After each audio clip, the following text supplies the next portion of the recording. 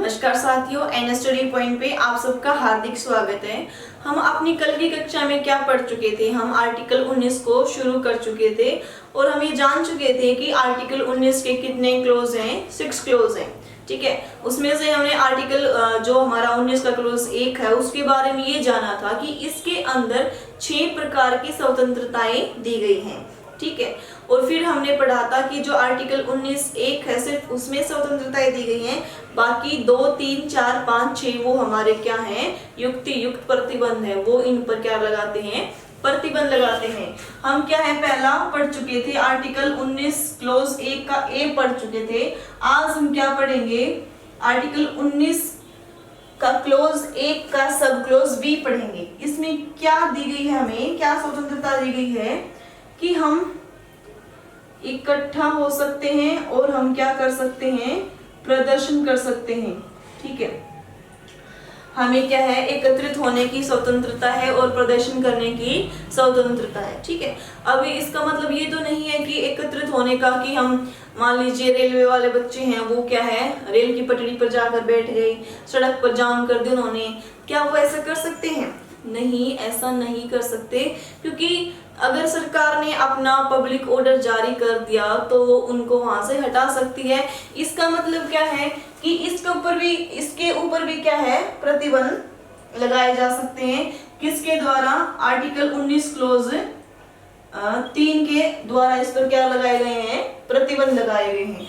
इसमें सबसे पहला क्या है कि राज्य की अखंडता और प्रभुसत्ता को कोई फर्क नहीं पड़ना चाहिए तुम्हारे एकत्रित होने से या प्रदर्शन करने से। ठीक है, प्रभुसत्ता को कोई फर्क नहीं पड़ना चाहिए। दूसरी बात क्या है, वो जनता के हित में होना चाहिए। जो आप एकत्रित हो रहे हो या फिर आप क्या है प्रदर्शन कर रहे हो, वो जनता के हित में होना चाहिए। और तीसरी बात क्या है हमारी, वो पब्लिक ऑर्डर, अगर पब्लिक ऑर्डर के अंडर होना चाहिए। वो अगर आपने प्रदर्शन किया और आपने क्या है हथियारों का प्रयोग किया, तो अगर सरकार हमारी पब्लिक ऑर्डर जारी कर क्या है आपसे ये अधिकार छीन सकती है। ठीक है, आपको ये आर्टिकल समझ में आ गया होगा। अब हम इससे आगे कौन सा पढ़ेंगे, 19 का क्लोज 1 का सब क्लोज सी पढ़ेंगे। सी में क्या दिया गया है, देखो जो बी है और वो जो सी है वो दोनों सेम से हैं। इसमें फर्क क्या है, इसमें एसोसिएशन बनाएंगे हम, एसोसिएशन और क्या बनाएंगे, यूनियन बनाएंगे। ठीक है, अभी आप पूछोगे कि उसमें फर्क क्या है, उसमें तो क्या है हम एकत्रित हो गए थे। ठीक है, जो हमारा बी था उसमें क्या हो गए थे, हमें एकत्रित, लेकिन हजारों की संख्या में स्टूडेंट्स उतरे हुए थे, उस जनसंख्या का कोई नाम नहीं था पर्टिकुलर की ये बच्चे किस लिए उतरे हैं। ठीक है, अब इसमें क्या है, जैसे हम एकत्रित हो गए और हमने इसका नाम क्या रख दिया, छात्र संगठन। इसके अंतर्गत क्या आता है, एसोसिएशन और यूनियन के अंतर्गत क्या आता है, अपने ऑर्गेनाइजेशन, हम अपनी भीड़ का क्या नाम रख सकते हैं, उसको हम क्या बोलेंगे, एसोसिएशन। फिर आप बोलोगे यूनियन का मतलब क्या है, इसका एग्जांपल आप देख सकते हो सहकारी समितियों से, सहकारी समितियों से इसका एग्जांपल आप समझ सकते हो। ये कब शुरू हुआ था, हमारा 97th कॉन्स्टिट्यूशनल अमेंडमेंट हुआ था 2011 में। ठीक है, अब क्या है, सहकारी का मतलब क्या है, बहुत सारे इंसान मिलजुल कर काम करते हैं, उसको क्या बोलेंगे, हम सहकारी बोलेंगे। ठीक है, अब इसके ऊपर भी कोई ना कोई क्या लगाता होगा, हमारा प्रतिबंध लगाता है। तो इसके ऊपर कौन प्रतिबंध लगाता है, हमारा आर्टिकल 19 का क्लोज 4 इसके ऊपर क्या लगाता है, प्रतिबंध लगाता है। कौन कौन से लगाता है, जो हमारा आर्टिकल 19 क्लोज 3 है, सेम प्रतिबंध है वैसे ही कि अखंडता एवं प्रभुसत्ता का कोई फर्क नहीं पड़ना चाहिए, पब्लिक ऑर्डर के अंडर होना चाहिए, और तीसरी बात क्या थी हमारी, जनता के हित में होना चाहिए। ठीक है, अब इसके बाद क्या पढ़ेंगे हम, आर्टिकल 19 क्लोज 1 का सब क्लोज डी पढ़ेंगे। इसमें क्या बताया गया, हमारा घूमने फिरने की आजादी दी गई है कि हम भारत में क्या है कहीं भी घूम सकते हैं, मतलब कहीं भी आप ट्रिप पे जा सकते हो। ठीक है, इसका मतलब ये क्यों कहा कहा गया? ये इसलिए कहा गया कि आपके अंदर क्या है, ये अहम भावना पैदा ना हो जाए कि मैं हरियाणा का हूँ, पंजाब का हूँ, राजस्थान का हूँ, मेरे राज्य में कोई प्रवेश नहीं कर सकता। कोई दूसरी स्टेट का बंदा आकर यहाँ पर आके रहेगा तो हम उसको क्या यहाँ से भगा देंगे। इसलिए हमारे संविधान में घूमने फिरने की आजादी दी गई है, ठीक है, ताकि हमारे अंदर क्या है, अक्षेत्रवाद की भावना न पनपे, अक्षेत्रवाद की भावना न पनपे, इसलिए हमें घूमने फिरने की आजादी दी गई है, ठीक है। फिर आपके मन में सवाल पैदा हुआ कि हमें जम्मू कश्मीर में जाने से पहले परमिशन क्यों लेनी पड़ती है, फिर जो हमारे पूर्वोत्तर राज्य हैं उनमें जाने से पहले परमिशन क्यों लेनी पड़ती है। तो इसका मतलब आप समझ चुके हैं कि इसमें भी क्या है, प्रतिबंध लगाए गए हैं। इसके ऊपर प्रतिबंध कौन लगाता है, हमारा 19 का क्लोज 5, इसमें 2 प्रतिबंध लगाती है हमारी, क्या है कि वो एक तो जनता के हित में होना चाहिए, जनता के हित में होना चाहिए, और दूसरी बात क्या है, जो हमारी अनुसूचित जनजाति है, जो हमारी अनुसूचित जनजाति है उसके संरक्षण में होना चाहिए।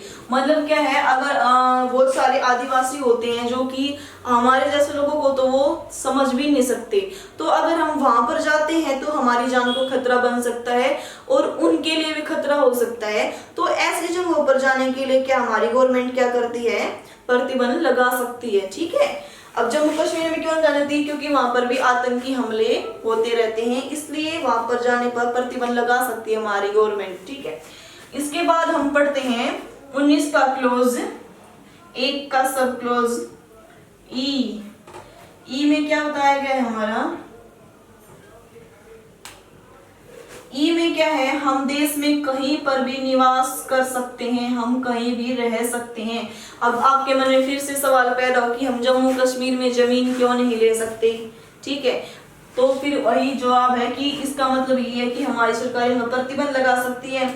इसमें भी वही सेम है, 5 वाला ही प्रतिबंध लगेगा, 19 वाला, ठीक है।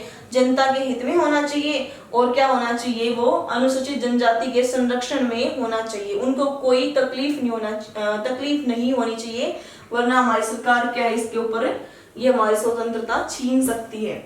और लास्ट इसका बच गया हमारा 19 का क्लोज एफ, तो हम पढ़ेंगे नहीं क्योंकि एफ तो हटा दिया गया था। जी में क्या बताया गया है, व्यापार करने की, कारोबार करने की स्वतंत्रता दी गई है, ठीक है। अब इसमें क्या है, आपके मन में सवाल पैदा होगा कि मैम अगर हमें व्यापार करने की स्वतंत्रता है, कारोबार की स्वतंत्रता है, तो हम क्या ड्रग्स बेच सकते हैं, हम खुले में कुछ भी कर सकते हैं, मतलब हम किसी का शरीर भी बेच सकते हैं। तो ये बात ठीक नहीं है, इसके ऊपर क्या है, हमारी रोक लगाई गई है। क्या रोक लगाई गई है, प्रतिबंध लगाया गया है आर्टिकल 19 का क्लोज 6, इसके द्वारा इस पर क्या लगाया गया, हमारा प्रतिबंध लगाया गया। इसमें 3 प्रतिबंध लगाए गए हैं।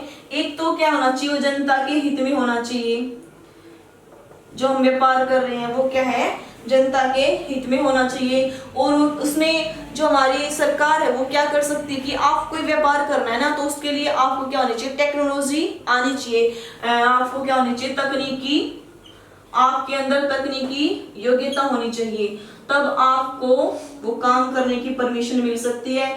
और तीसरी चीज क्या, हमारी लाइसेंस, हमारी गवर्नमेंट क्या है, अगर किसी के पास लाइसेंस नहीं है तो उसको ये स्वतंत्रता उसकी छीन सकती है, ठीक है। अब आपके मन में सवाल पैदा होगा कि जो शराब बेच रहे हैं क्या उनके पास, उनको लाइसेंस लेने की जरूरत होती है? बिल्कुल लाइसेंस लेने की जरूरत होती है। अगर वो लाइसेंस नहीं लेंगे तो उनकी जो शॉप है उनको बंद कर दिया जाएगा। फिर आपके मन में सवाल पैदा होता है कि क्या शराब बेचना ठीक है? हमारे देश की अर्थव्यवस्था के लिए सबसे जरूरी शराब बेचना ही है। यह कड़वी सच्चाई है भारत की, इसको स्वीकार कर लेना चाहिए हमें, ठीक है। इस पर बहस करने से कोई फायदा नहीं है। तो आज की कक्षा में हमने क्या है, हमारा आर्टिकल 19 पूरा कंप्लीट पढ़ लिया है, ठीक है। हमने आर्टिकल 19 क्लोज 1 अच्छे से पढ़ लिया है, उसके ऊपर क्या क्या प्रतिबंध लगे हैं वो भी हमने अच्छे से कवर कर लिए हैं। एक बार हम उनको देख लेते हैं, ठीक है।